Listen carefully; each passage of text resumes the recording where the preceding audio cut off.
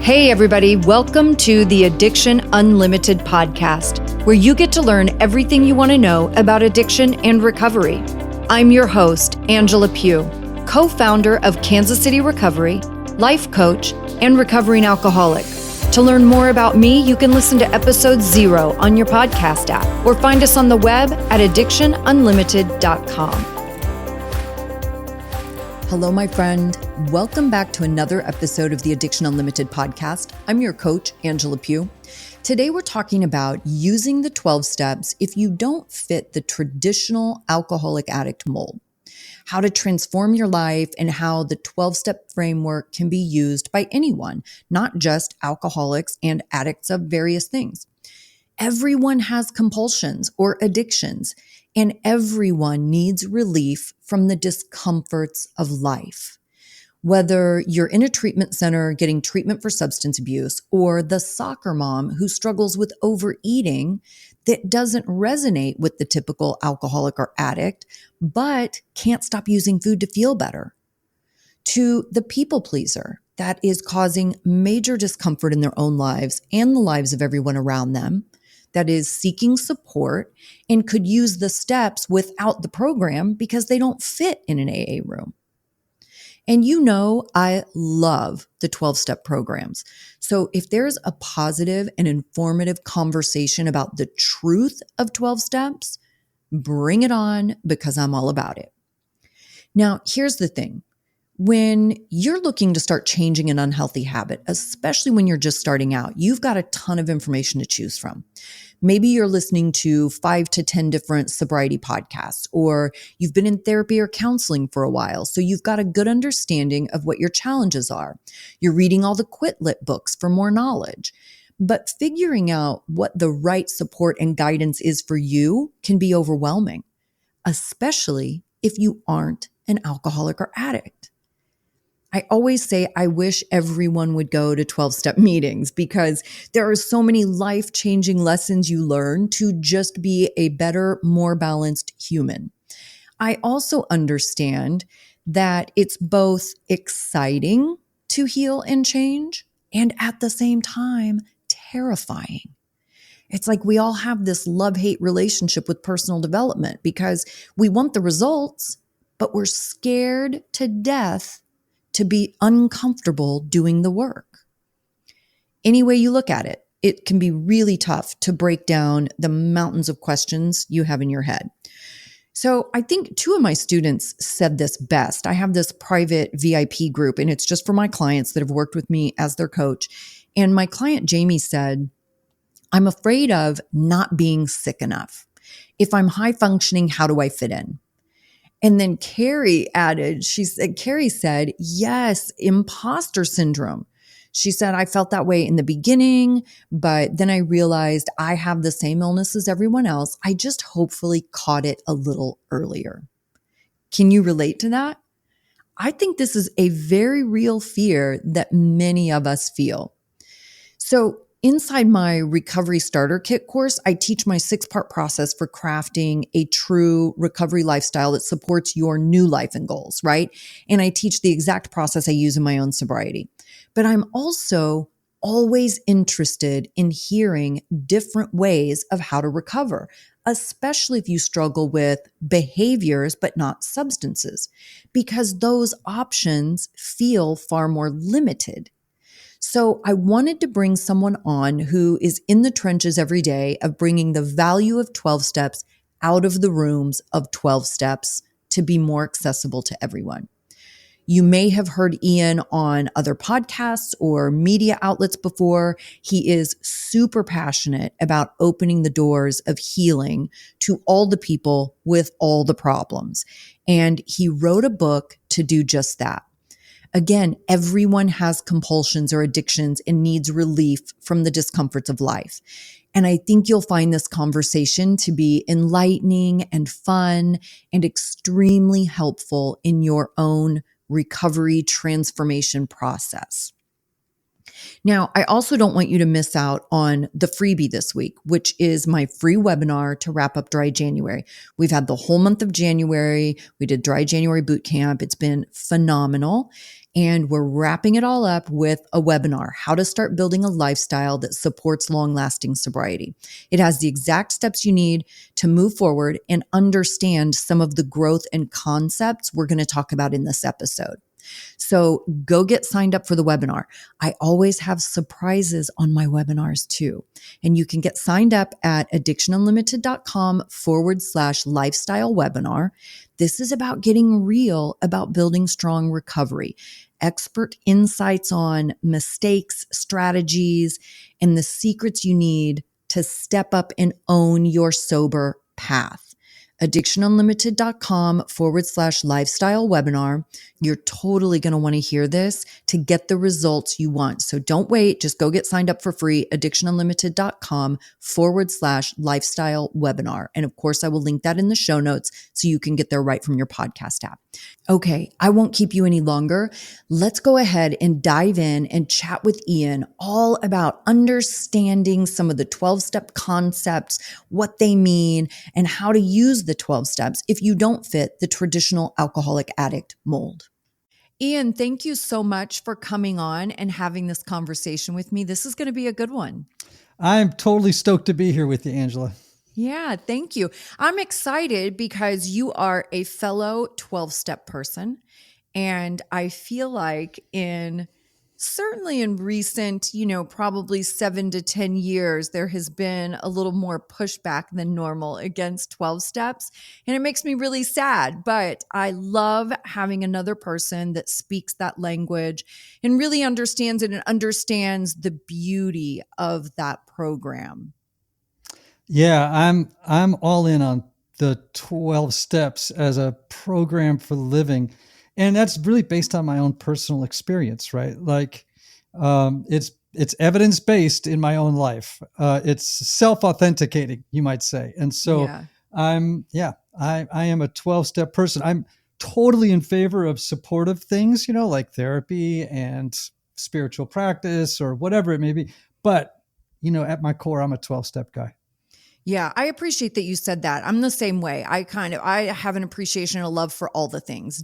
I want you to get help rather than not get help. So whatever that looks like, whatever room you need to sit in, I am fully supportive of. I just want everybody to get help and feel better, right? That's the crux of it all. Exactly. I'm pretty pragmatic and I'm eclectic, right? Like, the 12 steps may be the heart of my program, but I have a lot of other things that I do to achieve emotional sobriety and spiritual wholeness, which I think is the game, Yeah. So I'm open-hearted to whatever it takes to get to where we want to go. Yeah, good. Me too. So let's just start with let everybody know a little bit about you and what you do. Yeah. So I have a kooky portfolio life and I love it. So principally, I'm an author. I'm the author of 5 books. My most recent, as you know, is The Fix, How the 12 Steps Offer a Surprising Path of Transformation for the Well-Adjusted, the Down and Out, and everyone in between. I am a Enneagram teacher. I have 2 books on the Enneagram, which is a personality typing system for those who don't know it, and a super helpful tool in achieving emotional sobriety, actually. I am a psychotherapist, a trained psychotherapist. I am a trained spiritual director. I am, surprisingly enough, also an Episcopal priest. I don't actually have a church, but I volunteer. So spirituality is a big part of my life. And a podcaster. I have a podcast called Typology, which is an Enneagram podcast. So I got all to say, like I got a lot of stuff that I do every week. I know I'm just laughing as you're going through that because it's just to me so typical alcoholic. Like I only know how to go too far, right? And I'm the same way, like a million certifications and education and just everything, like everything fascinates me. I love to learn, certainly on this journey of, I feel like I've gotten to be 2 entirely different people in one lifetime. Yes. And I don't take that lightly, so as a sober person, I just want to cherish and embrace every second that I've been gifted because it really is a gift, right? I definitely didn't earn it. Yeah, right. And a friend of mine said the other day, just describing his own tendency to overdo things, right? He said, I always have to play with the toy until I break it. Yes. Yes. Why do I always have to play with the toy until I break it? And Yes, I I can just had so to giggle. relate to that. Yeah. Okay, so tell me about this book. I'm really fascinated to hear about your book, the current one. Yeah. So it's, like I said, it's titled The Fix. And the premise of the book is that, all human beings are on the addiction continuum, really. I mean, some of us take it to epic, places. But everyone is looking for a fix for the fundamental dis-ease that comes with just being a human being, and those fixes can take the form of alcohol. They can take the form of drugs. They can take the form of food. They can take the form of workaholism, codependency, people pleasing, whatever we attach ourselves to self-soothe and to find comfort for the distress of being human.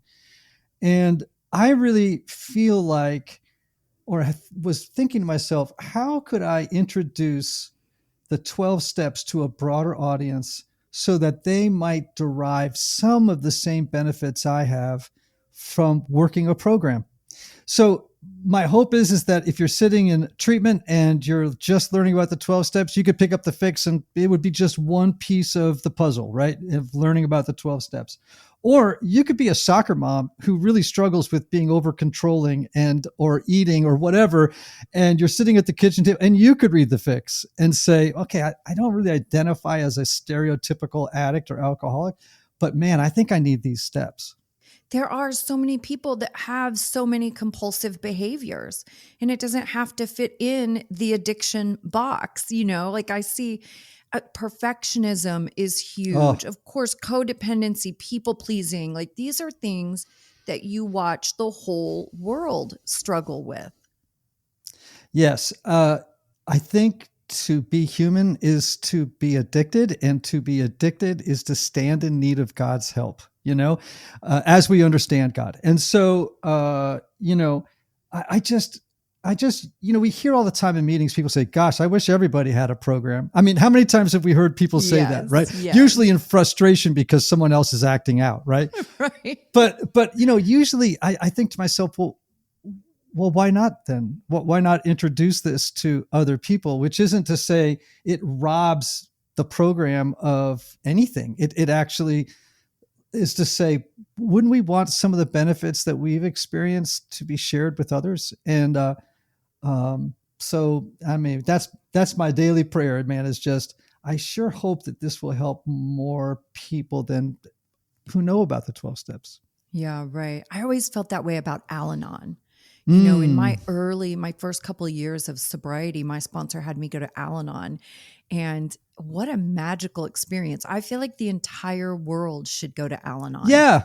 just to Yeah. learn about boundaries and relationships. And I would love to know for you, what is I was going to say what is one, but that might be really challenging to narrow it down. What are some of the most valuable lessons you've learned in 12 steps? Not saying that 12 steps is the only place to learn the lessons, right? Because there's also nothing that 12 steps didn't reinvent the wheel either, right? These are a lot of spiritual concepts that come from a lot of different places that make up what we do in 12 steps. But we have our own lingo and language and things like that. And there are lessons I learned in those rooms that were absolutely life changing. And that just happened to be where I was when I learned them. What were some of those for you? There are so many, I don't even know where to start. Yes, I can so relate to that. It's Yeah. kind of crazy. One was, I think I've learned the difference between reformation and transformation. So Tell me more. yeah. So reformation is when you try to bring about interior change using the unaided will. So it's like, I'm going to use my willpower to get rid of these character defects, and I'm going to Right. use and that's usually just the overinflated ego saying, I'm in charge here, Yeah. and of course, you can make some incremental changes maybe, but really, it's pretty limited, right? Like Yeah.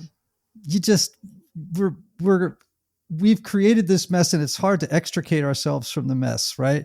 But transformation is when, to use, language of the rooms, when we give our higher power consent to do for us what we could not do for ourselves. So for me, so much of the game of recovery, if I can call it that, is about surrender, relinquishment, copping to the idea that I'm out of ammo, right? And saying, God, as I choose to call my higher power, um, you're going to have to do the lion's share of the work here. I mean, all I can do is cooperate, and that Right. alone is a hard task, So Yeah. I think the distinction between reformation and transformation, which is, I think, the 12 steps point, right? It's having had a spiritual awakening as a result of these steps, Um, I just sort of daily have to have serial spiritual awakenings. And what I've discovered is the more I give my higher power consent to do for me what I can't do for myself, then transformation begins to happen. Like things just begin to change naturally, organically on their own. And I just get to sit back and go, wow, yay, God. Right.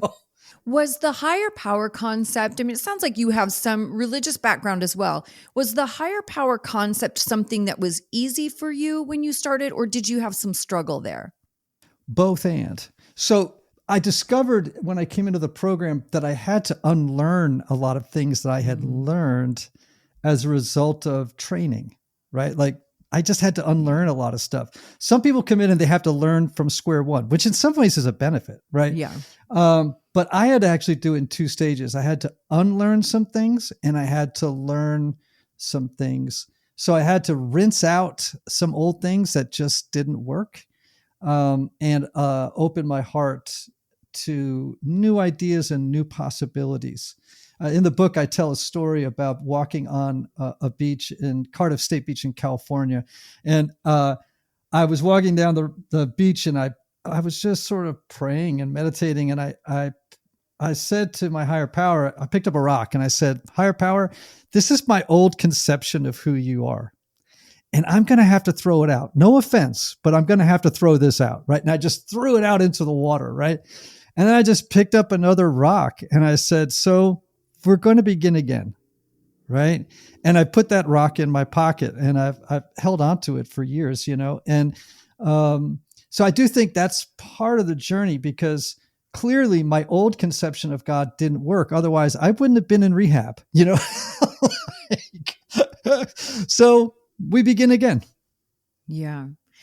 And I ask because it's something that people question a lot, right? Like certainly in my online forums and groups and things like that, it's a question I get a lot is about the higher power stuff and and people struggling with that, and there is a lot of us have our own trauma around Yes. spirituality and religion, right? That's hard to overcome. And I think it keeps a lot of people out of the rooms when it shouldn't necessarily, right? But I get it because I had the same thoughts when it was time for me to get sober. I knew I was going to do 12 steps because it was the only thing available back then, for one. Also, for me, I am intrinsically a lazy human being. So I need the easiest, fastest, like Mm. it's got to be right up the street from my house or I'm not going to go. Okay. So it had to be very simple and attainable. I knew I was committed, but I had to lower as many barriers to entry as possible, right? So 12 steps was a thing. It's big, it's everywhere. There were meetings around my house. So I knew I was going to do that, but it was one of the questions that kept popping up in my head is like, ugh, what about this religion piece? And I just reminded myself that I'm a grown up and nobody can force me to do anything. Nobody can force me to go anywhere I don't want to go. And it sounds so remedial, but I really had to have those conversations with myself. Like, Angela, it's okay to walk in those rooms and not believe maybe what other people believe. Like, it's okay. You're still welcome. You're still all right. You can still do the things. You can still get sober. But it definitely was a little bit of a stumbling block. Mm. I actually kind of believe that everybody has a higher power, whether they know it or not. And they I agree always with that have. now. Yes, but it took me a lot of years to understand that. Yes. And as you know, a lot of times in the rooms, people will say, well, listen, you've had a God all along. It was alcohol, or it was Xanax, or it Right, was right, cocaine, or it was whatever it was, right? And whatever is your ultimate concern in life, ultimate concern, actually will turn out to be your higher power. So if your ultimate concern right, is work, there's your higher power. If your right. ultimate concern is food, there's your higher power. It's in control, right? If Yeah, your ultimate concern is winning the love and approval of other people, even if it means abandoning yourself to get it, well, there's your higher power, other people. So, so for me to sit with someone who's like, I can't believe in God, I said, well, I don't know, dude. I think you've been believing in some God all along. So now we're right. just going to find the best expression of it, the truest expression of it, because the old one hasn't worked for you. Right. And it is, you're exactly right. It's like the things that you are making your choices around, that's your higher power, Yes. whatever that is. Mm-hmm. Oftentimes for people, it's people, other people, right? Whether it's Yeah. romantic relationships or parents or children or whatever. If all my daily decisions, not all, but a significant amount, if all my daily decisions are made around, oh, but what about that? What about that person? What are they doing? What do they need? What time do I need to be there for them? That's my higher power. Yes. And so what you're saying, and I love this because I've never thought of it this way, is that people don't, all human beings don't have just a higher power. They have multiples of higher Yes. powers, right? It's Yes. because whatever it is at any given moment that you are organizing your lifetime or identity around, and that might be, I'm organizing my identity around, being CEO of Goldman Sachs, or I organize my identity around, my relationship with this person, or what, et Right. cetera, et cetera, et cetera. We just kind of ping around, right, to Yeah. multiples of different higher powers. And I think what the program does is say, listen, can we hone in on this a little bit? Can we actually find a higher power that is worthy and of your allegiance and loyalty and love, and who can ultimately that actually dwarfs all these other kind of silly expressions of higher. Does that make sense? Yeah. What would you say to someone who's really struggling with this, like how to understand or have faith in a higher power if you struggle with the concept of God? Yeah. Well, I mean, I would probably give some of the common wisdom answers that we hear in the rooms, um, but like one time I had a sponsee who was really struggling with a higher power. And it was actually kind of getting annoying. You know what I mean? Like, because Yeah. what it felt to me was just resistance, right? Like I Yes. was just, Yes. it moved from being a genuine concern to like, okay, this is just resistance. And I said, okay, do me a favor. Can you just write a personal ad for your higher power? Just write out a personal. So this is for people who don't remember what personal ads were. It was like you'd go in the newspaper and say, single male looking for single female interested in sports, art, whatever. And It's your bio on the dating app in current exactly. times. Right. So in modern times, right. Yeah. So I said, I want you to write a personal ad for your higher power. I want you to describe for me what your higher power of choice would look like. Right. And so he was like, okay, I want a higher power that is really great at forgiveness for some, is open to, and he just began to write this. And I said, okay, let's run with that. Let's just Yeah. run with your description of that higher power as your higher power. Right. And let's just see what happens, And over time, as he prayed to, meditated on, did the work, this higher power began to take shape on its own for them. And, Yeah. and so for me, it was that honesty, openness, and willingness thing. It's like, let's just be open and willing to the possibility that what your heart desires actually exists. Yeah. Because, the human person, by the way, rarely hungers for something that doesn't exist. When you're hungry food exists. When you want intimacy, sex exists. All right. And so if your heart's desire begins to speak to you and you hunger for that object, right, namely higher power, guess what? I think it exists. Yeah. I know it took me a long time to really get it, and especially in reading, excuse me, in reading the literature and, you know, turn your will over and remove my shortcomings. And there just were all these things that I really conceptually, I just didn't get how it Mm, connected to a higher power. Like it really took me years. And it's frustrating too, I think, in the rooms. Like I remember sitting in there for several months in my beginning and really feeling like I just didn't know what the hell people were talking about, right? Because of mm, the cliches. And when you don't understand them, it is challenging. You feel like there's an inside joke that you're left out of, right. right? Mm, Because somebody will say a one liner and the whole room erupts in laughter. And you're sitting there like, what the F just happened? yeah. So it is challenging to become a part of. And certainly I will say, I was 10 months sober before I got a sponsor. And once I had my sponsor, of course, that was a game changer, Yeah. right? That Yeah. changed everything because then I had somebody having regular conversations with me, explaining the things, and just like higher power. But I was 4 years sober before my sponsor broke down the higher power concept to me in a way that it made absolute sense, Mm, where I really got it. And I had gone through a breakup and my sponsor calls me. He's like, what are you doing tonight? I'm like, well, I was thinking about going here, but he might be there. And I could go over here and meet these friends, but he might be there.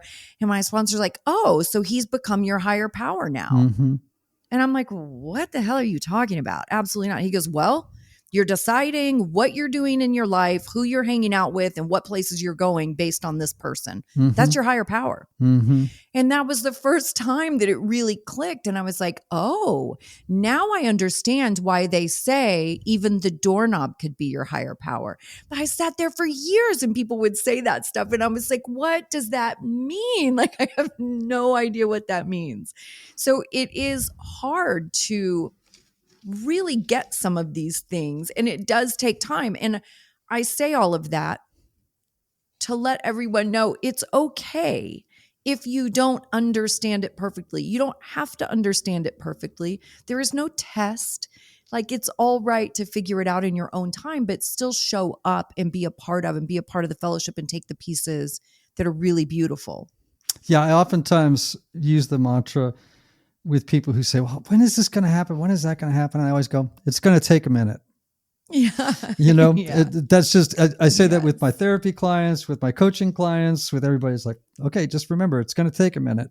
Yeah. And, but that's why we do things one day at a time, because Right. when we take it one day at a time, one day we wake up and we find ourselves walking around a new and foreign country. And we're like, oh, I got here, and it's like, Yeah. before you know it, but it's going to feel for a while like it's going to take a minute. Yeah, for sure. What have been some of your greatest challenges in sobriety, and how have you gotten through them with your sobriety intact? Yeah. Well, I mean, there's been any number. I'll share a current one with you. I'm realizing now that I have faith, but I'm low on trust. And Mm, there's kind of a nuanced difference between the two as I think very much about so. it, Yeah. right? Like I have faith, right? But that's just giving intellectual assent to the idea that there is a higher power, right? Like it's like, Yeah. okay, that's just faith, right? Like I believe there is a God, right? Okay, well, big deal, right? That's anybody could do that. Trust is a whole different animal, right? Like and when you have one without the other, it's it doesn't really work.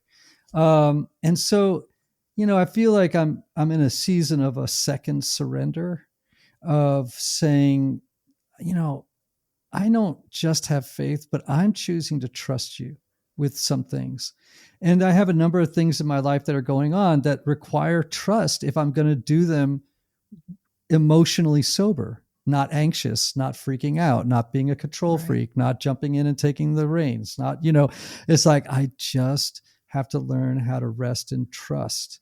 And I grew up in a really I grew up in a tough home. My dad was an alcoholic and a drug addict. He died at 63 from the disease, and he never saw a day of sobriety. It was quite sad. And so you can imagine, trust is not my first language, Mm-hmm. And so I'm continually going to my higher power and saying, can you help me out with this trust thing? Can you give it to me as a gift? Because I can't manufacture or generate it. Like if I could, I would. And so I spend some time on my knees just saying, I give you permission to give me the gift of trust, because it's not my nature. Yeah, that's a tough one for sure. It's I coming. I'm hopeful. Yeah. It's one of the fun parts of the journey, I think, when you're sober a long time is there's just so much evolution, and it feels like surrender just becomes a part of life, right? Because you're constantly learning. It's like in the beginning, it's just about not drinking, Right. and then it's recovery, which is growing up and getting some emotional sobriety and understanding all of that and changing your relationships and how you approach life and do things, right? It's really growing up for a long time. For most of us, that growing up piece takes a long time. And it happens so incrementally. It just takes a long time.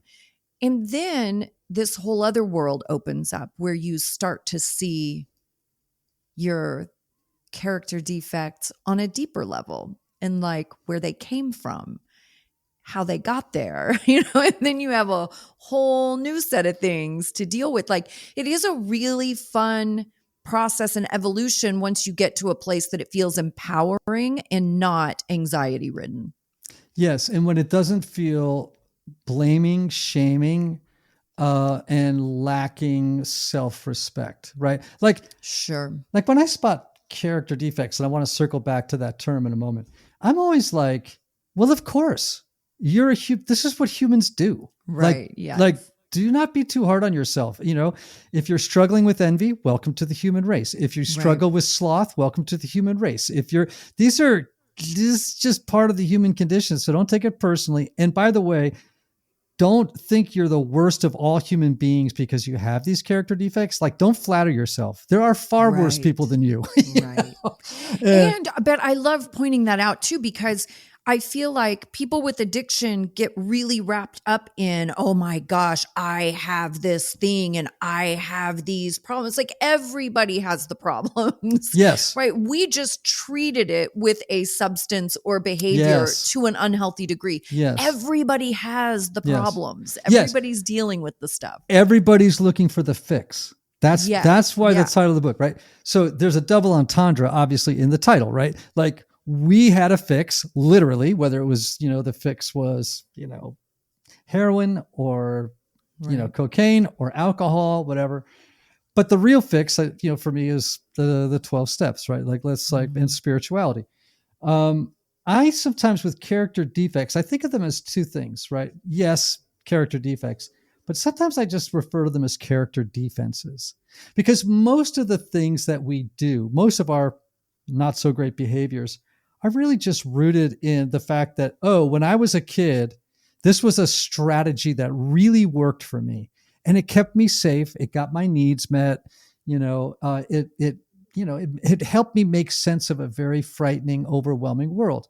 Right. But I've now dragged that character defense into my adulthood where it no longer serves me and in fact works against my best interests, right? Right. So if let's say a character defect is I talk badly about people behind their backs because it gives me a heightened sense of self-esteem and self-worth, right? It makes me feel superior. Well, maybe as a little kid, you felt, a real, like you had a low self-esteem and this did work. It was a temporary fix. You drag that into adulthood, you're going to get fired Right. for, Yeah. for being a political pariah inside of your company. You know what I'm saying? Now it's no Yeah. longer working. And it's also, no longer in alignment or consistent with your spiritual values, the way that you want to move through the world, right? Now, that's why they're also very hard to untangle because they've been Mm. with us for so long and we've placed our trust in them for so long that rinsing them out, like I say, is going to take a minute. And you have so much practice using them. It Yes. really is just second nature. Yeah, it's reflexive. Yeah. And I think this is a big one to think about also. None of us are doing these things intentionally. Right. I feel like people can get wrapped up in some guilt and shame, like they're bad because they're people pleasing or they're bad because they're codependent. It's like, no, listen, we don't do these things on purpose. Like, I can look back on some of my really unhealthy, toxic behaviors. I didn't know in the moment that I was engaging in unhealthy and toxic behaviors. And I was just like, oh, F it, I'm going to do it anyway. That came later. But but I didn't know you're not doing it intentionally. It really is just your wiring. And like you're saying, it's stuff that is really installed in us as children, as coping mechanisms, defense mechanisms, and we carry it into adulthood. Now, what is our responsibility is to understand it better, Mm-hmm. recognize when behaviors Mm-hmm. aren't serving us, and do the healing part. That is Yes. our responsibility. Yes. And I think there's an order in which that happens. So in the beginning, we say to ourselves, this is no longer serving me. Stealing money from other people. I used to do that, let's say, because I wanted to cop drugs, right?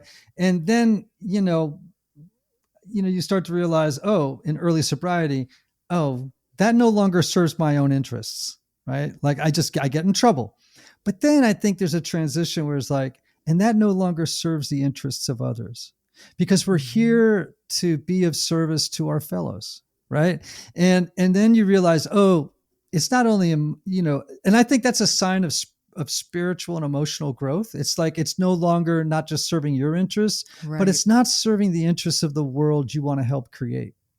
And I think that's a lovely transition. Yeah. When I hear people in the program who are speaking in those kinds of terms, I know they've been around for a minute. Yeah. That it's no longer they're so focused on their own lives, but they're actually now rippling out, like Right. into seeing it as being like, oh no, how am I being in the world, and is it actually contributing to this becoming a world of love and justice and kindness and goodness and all the things that we would Yeah. hope it to be. Yeah. That's huge. I think when you start to recognize how your behaviors affect others and that becomes your motivation for Yeah. change. Yeah. Yeah. That is definitely a level up. Yes. Yeah. For sure. Now, I do want to touch on your Enneagram thing because we love all things personality Yeah. and, quizzes and tests and types. We love all of those. Mm. Um, I'm an Enneagram 8.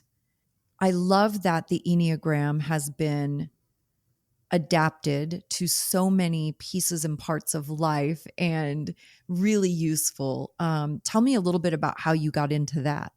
Yeah, so about 7 years ago, I wrote a book called "The Road Back to You." It's sold about 1,250,000 copies. So it's had some, it's had a nice run over those years. But I don't just say that because I want people to be impressed, although I'm sure there's a little piece of me that did say it for that reason. But I say that because it is indicative, or it demonstrates just how interested people are in understanding their inner world. You know, Mm-hmm. so the Enneagram, for those who don't know, is this personality typing system. It teaches there are 9 basic personality styles in the world, one of which we gravitate toward and adopt in childhood, just as a way to cope, to feel safe, and to protect ourselves and to navigate the world of relationships, right? And each of those types has a core unconscious motivation that powerfully influences how that type habitually and predictably acts, thinks, and feels in the world, right? And so for you as an 8, the challenger is called, the core unconscious motivation is a need to assert strength and power over others in the environment in order to mask uh, vulnerability and weakness, right? And so you are large in charge human beings. You are typically very assertive, sometimes overly assertive. And once we all know that, like, so on the journey of sobriety, like I've taught this in rehabs, and now there's a number of treatment centers that use it as part of their intake, which I love. Um, because you learn so much about a person very, very quickly. Mm-hmm. And people learn some stuff about themselves very quickly when they know Mm-hmm. the Enneagram. It's very handy with sponsees. in part because you get a shared language. It reveals a lot of your character defects out of the gate, right? Yeah. Like for an 8, like, okay, sometimes I'm controlling and I'm too big. Sometimes my guns go off too fast. Sometimes I speak before I think. Do you see where I'm going? Like, it's like Yeah. a really, in fact, in the book, I use the Enneagram when I'm talking about step 6 and 7, and just say, this is a good place to start when you're like working on character defects, because there is a good long list of challenges that each type has, and assets for that matter. Yeah. Yeah. To be clear. So, I love it as a tool. There's a lot of people who get so into the Enneagram, it becomes kind of a quasi religion, and I think that's a little Yeah. ridiculous. But, Yeah. as a tool, I think it's super, super helpful. Yeah. There's another one I love, the color code, the people code. It's really cool. Something that they say that I really appreciate is, you have these certain traits when you're sort of untreated, so to speak, but with some practice and development, right? Sobriety, recovery, emotional sobriety, maturity, you have different traits when you're charactered. And I really appreciate kind of that differentiation, because I can see, even in my 8 stuff, like I can see so much more of that stuff when I was younger, when I was a less healthy human, where I don't have those traits so much. It's still in there for sure and could come out at any moment if I'm not mindful. But once you're charactered, you can really polish the edges of some of those things. Yeah. Yeah. And what it does is it teaches you how to strengthen the inner observer. And, Bill talks about this, right? Yeah. The ability to stand back from your present moment experience and with a non-blaming gaze, observe yourself in real time, moment to moment, and ask yourself the question, all right, so what's coming up right now? What am I doing? Why am I doing it? Ooh, look at this feeling coming up. What shall I do with this feeling? And so then you remove from reactive mind, which is, by the way, untreated addicts, man, are so far into reactivity, it's ridiculous. Like they are in the trance of reactivity and the trance. I love what Tara Brach calls it, the trance of unworthiness, right? And they're just stuck there. But with good spiritual practices like meditation, step 11, and things like that, we can develop receptive mind. So we move from a mind that's reactive to a mind that's receptive. And the inner observer is just kind of gently in the background, always watching. And then we're able to spot when a character defense or defect, whichever you want to call it, arises. And then we have space, in that space, to make a choice. Do I really want to rely on this old pattern, or do I want to try something new? Right. And because the journey of recovery, like, this is something slightly tangential, but not really. Like, this should be a joyful journey. Like so often, and that's why the book actually has what I would call sort of my typical Northeastern Irish sense of humor. It's like I think the journey is serious. It's like life or death for some of us. And at the same time, like, it is so filled with joy and light. And yes, struggle's part of it, but it's also a journey towards something so beautiful and so good. And if we don't have some laughter and joy along the way, something's not right with, like we need to, like, that should be a sign that we need to, there's so much laughter in the rooms. I mean, that should tell us something, right? So I hope the book will be one that people read and they go, wow, not only did I get some really practical good stuff out of this, but I smiled a lot as I read this book, because there's a lot of stories and a lot of, my sort of Northeastern snarky humor comes out a little bit. Yeah. Okay. Last question, favorite question. Great.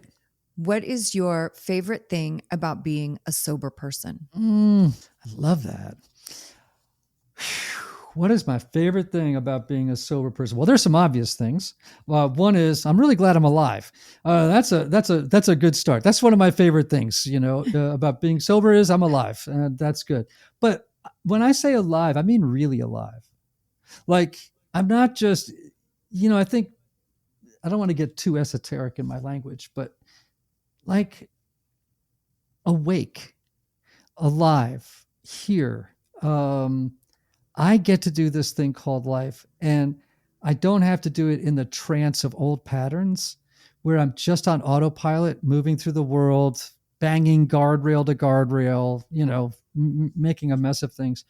But to be attuned in alignment with my higher power's desires for my life in the world and my role in it. So the idea of being purposeful, of being useful, of feeling like I'm in step with a spirit life, and that the journey of transformation, not reformation, is always available and filled with incredible surprises if you're open to it. I could go on and on and on and on, but that's what I got right now. Yeah, I feel the same way. Absolutely. Ian, thank you again for coming on and doing this with me. Tell everybody again, one more time, the name of the book, and I will link it in the show notes so you guys can get it right from your podcast app. But tell everybody what the name of it is. Sure. It's the name of the book is The Fix: How the 12 Steps Offer a Surprising Path of Transformation for the Well-Adjusted, the Down and Out, and everyone in between. If people want to learn more about my podcast or my other work with the Enneagram, they can go to Ian Morgan Cron, IANMORGANCRON.com, and learn about all the stuff that I do there. And I will link all of that in the show notes. Thank you, Ian. Right, thank you. You've reached the end of another great episode of the Addiction Unlimited podcast. Candid and honest conversation about addiction and recovery. Be sure to visit us at addictionunlimited.com to join the conversation and access show notes and links to everything we talked about. Love this episode? Please take 30 seconds to subscribe, rate, and review on iTunes to help us improve and give you the information you want. Thanks for listening. See you next week.